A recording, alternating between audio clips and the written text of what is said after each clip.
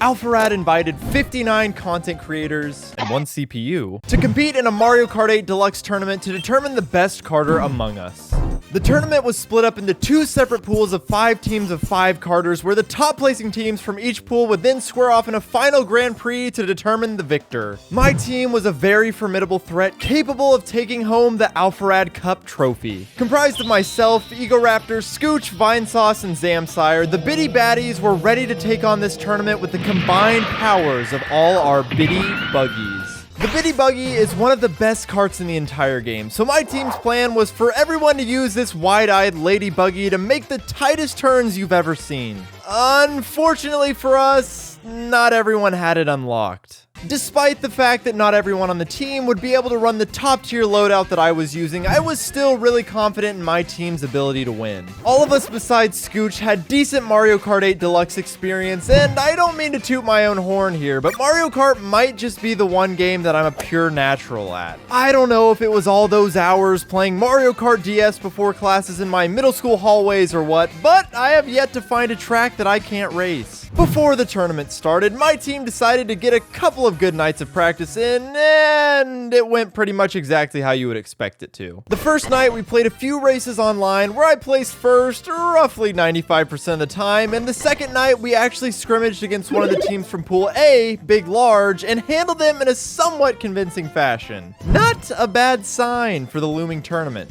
After a good night's rest, it was finally time to get down to business. I was ready to win. Our first match would be against the Kartastrophe crew, captained by Lythero. This is a team that I knew absolutely nothing about. Mario Kart is one of those games where I feel like there are just hidden bosses everywhere. You might randomly show up with your Switch at a family gathering, and all of a sudden your grandma is turning motion controls on and off after driving off a ramp to get a 3-frame advantage against you. We did our best to strike fear in their hearts with a menacing chant before the race started, but "Go easy on me" might have been the better slogan. Our first race was on Cheap Cheap Beach, where things did not go at all as planned. Oh god.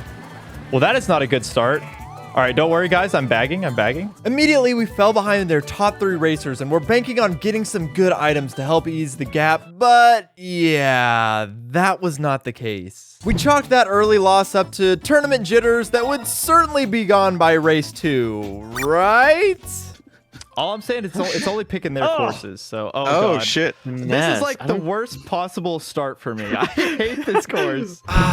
This is not the start that I had in mind. I don't know what happened to me, but for whatever reason, this course broke my brain during the tournament. Maybe it's the fact that there are 48 unique tracks in this game, and we happen to play this absolute abomination of a course 3 times, but I choked. Hard. I came into this tournament thinking I would carry my team on my back if they needed me to, but here I was sitting behind 5 other players. I knew I needed to step my game up if I wanted any chance of winning. Before our third race, we had quite the surprise when 2 members of a different team popped into our lobby thinking they needed to join for their next match, and even though we had an extra point thanks to our CPU friend, we were never able to overcome the lead that was built up in that first race. Nothing went our way, and that whole first round can be boiled down to this interaction where I got hit by an item that wasn't even there. But if there's anything I've learned from these tournaments, losing in the first round is far from the kiss of death. I was still very confident in my team's abilities, and I knew that we could still turn this around and muster up what it would take to win, assuming I stepped my game up. Next up was... a familiar face in the Alpharad tournament lore, Connor Esports. Unlike with the Pokemon Unite tournament, Connor Eats Pants assembled an absolutely deadly crew of karters in hopes of breaking the Connor Esports curse and taking home the gold. Connor brought together the powerful forces of Schlatt, Josh, Altrive, and Amaranth to wreak havoc upon this tournament. Luckily, the first race started out significantly better than the previous round as we were blessed with a course that we all felt super comfortable on. Schlatt withstood the barrage of Bitty Baddies behind him, but our efforts were enough to give us a 6-point lead after the first race. For the first time in this tournament, we got to feel like kings with crowns atop our heads. Connor Esports then decided to disregard the sanctity of the entire event by having one person break the rules and choose Cheap Cheap Beach, which...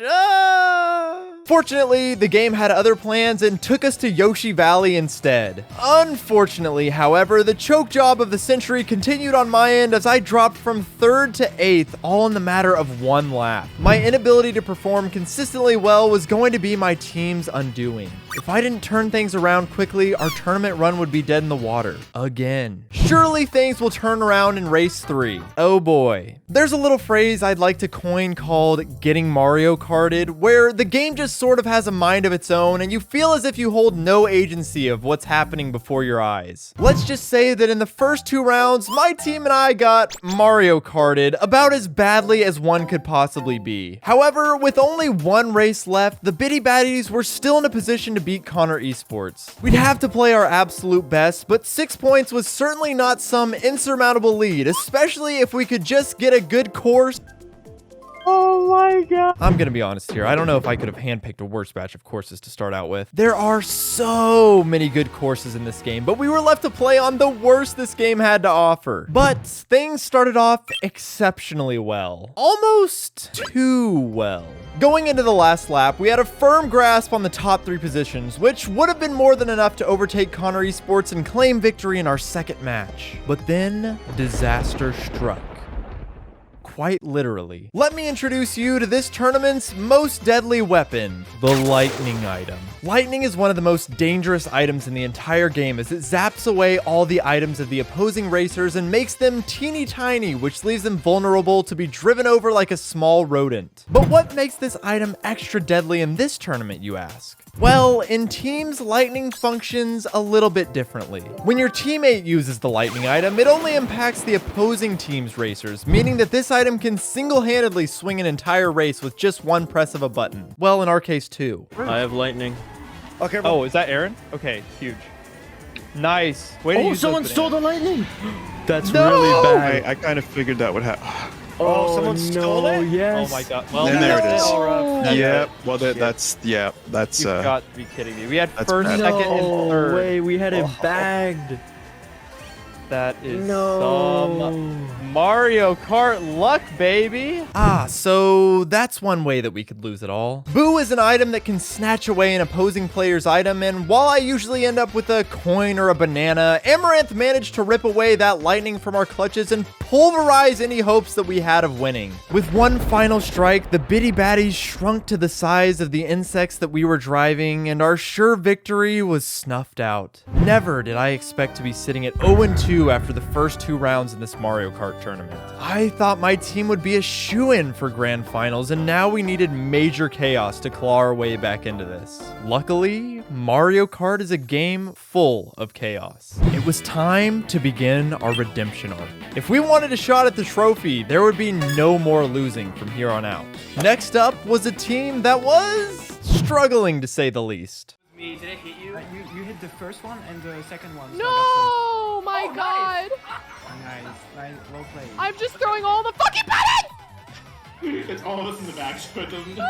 I'm not really sure how this happened, but Team Banana of Destruction wasn't slipping up any of their competition. Before the tournament started, we were all tasked with ranking our own Mario Kart skill levels, and half of this team must have made like someone who cheated their way through college and lied on their resume because karting was not this team's strong suit. However, between the great skill equalizers of Baby Park and a final lap lightning, the score after race 1 was much closer than our team's skill levels would have indicated. But one trip to Rainbow Road later, and yeah, that's more like it. A clean sweep over another team is exactly what we needed to boost our team morale. With a win on the board, we finally felt ready to take over and put ourselves back into this tournament. We just needed a little bit of chaos to happen elsewhere, and we would be golden. Our next opponents were Team Baby Park, and with a name like that and a me like that... Hey guys. Whose is that? It's safe to say that we lost the initial mental battle. Surprisingly, this team didn't just pick Baby Park constantly, so our skills could shine bright without the worry of being blasted by bullet bills in first place. Despite my awful start to the first race,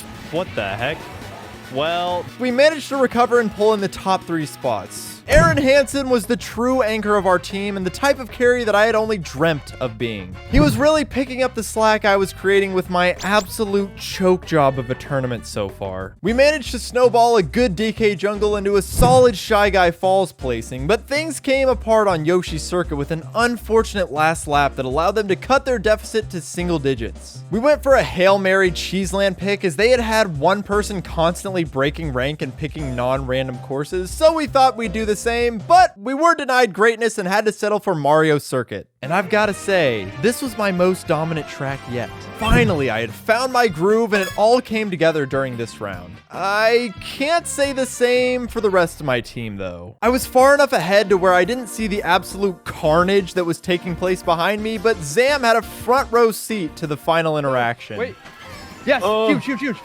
Come on, we gotta make a huge surge. We need a surge. We need a surge. Come back. I got We need a destroyed surge. there. Yes. I got I destroyed think we there. did. Whew. We managed to clutch it out in the last second. With just one round left in our pool, we were finally hitting our stride. And who else did we have left but the host of the tournament himself, Jacob Alpharad? Team Sonic Speed was looking pretty stacked because despite Void marking his Mario Kart skills down as a 2, Void grinded the game the night before to become arguably their team's best player. If we were going to complete the redemption arc, this round was going to take everything that we had. Our first race would be on Yoshi's Valley. I mean, come on! There are 48 tracks in this game, but I felt like we kept getting the same 4 over and over again. It was just a never-ending loop of Yoshi Valley, then SNES Rainbow Road, rinse and repeat. Can we please get just a crumb of variety here? In the first race, the Bitty Baddies finally had some good luck roll our way, where Vinny managed to get a lightning on lap 3 to give us a pretty sizable advantage after one race. I mean, come on. I don't know if someone summoned all these courses from the Yoshi Pentacle or what, but I'm getting pretty tired of playing on the exact same courses every race. This Yoshi course did not go nearly as well. This entire race was an absolute dogfight. Or maybe an egg dog fight? And we did not come out on top. Luckily, our big lead from the first race was still mostly carried over, and we were in really good position to win with just 2 races left. Sweet Sweet Canyon would be our next destination, and I'll just summarize this race with these 2 clips. If you have a mushroom, you can get through the donut. Just hang hard left. Yeah, that's at the end. The donut at the very end. It is a little precise, so if you're not super confident, I would maybe just not even take it. Oh, Brain hit the... I did the exact same thing. You know that saying, do as I say and not as I do? I think that's pretty apt here. And again, a last second lightning came to ruin our day as it brought Team Sonic Speed even closer to our point total. It had all come down to this. This was potentially our last race in the entire tournament. If we wanted any hope at the finals, we had to lay it all out on the line right here. No more choking from me. I was ready to play perfectly. And since I lost my footage of this race, you're just going to have to take my word for it and know that I did play perfectly. At least the second most perfectly. Our immaculate finish was enough to win us this round against Team Sonic Speed, but was our late surge through the tournament enough to make it back and participate in the grand finals? Unfortunately, no.